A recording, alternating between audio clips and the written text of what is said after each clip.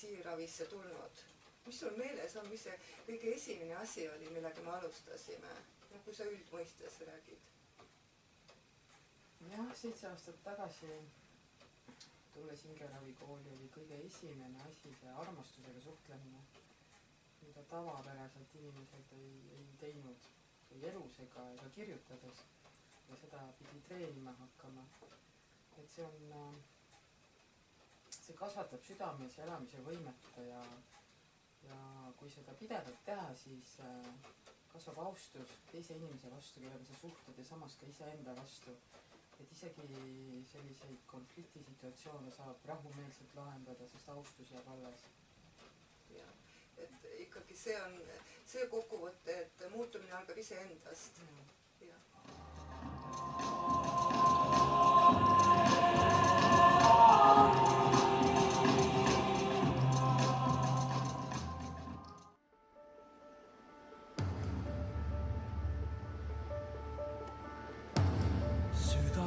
Kui sa ruttu tõused, kuumalt rinnast tuksuma, kui su nime suu võtan, püha Eesti Isamaa.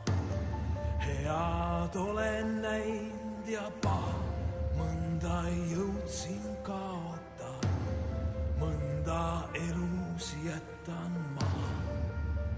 Sind ei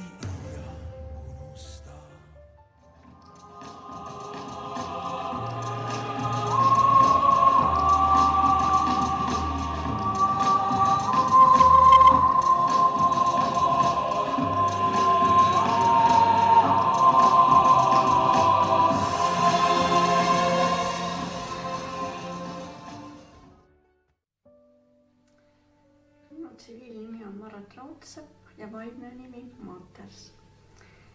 Olen tegelenud väga paljude erialadega ja töötanud ka mitmel alal, õppinud kondiitriks ja spordimetoodikuks. Ja praegu olen vanematega kodus hooldustööl.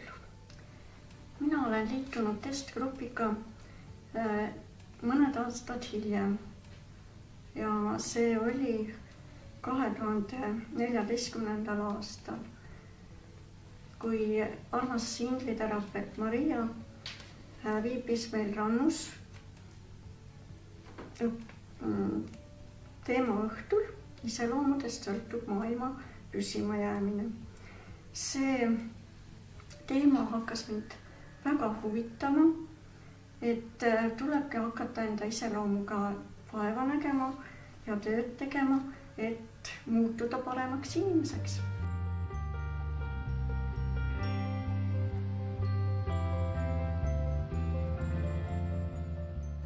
Grupis on mulle väga meeldinud, kuidas on suhtutud, kuidas on õpetatud.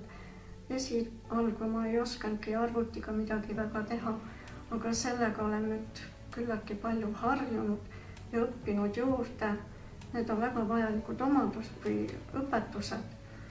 Mul on väga hea meel, et mind on suunatud tegema niisuguseid asju, mis mulle väga hingeliselt sobivad ja meeldivad.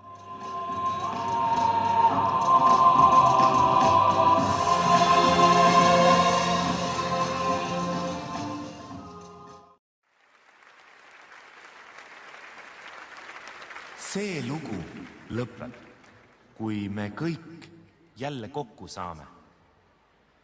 Siis saab selle loo lõpust järgmise loo algus.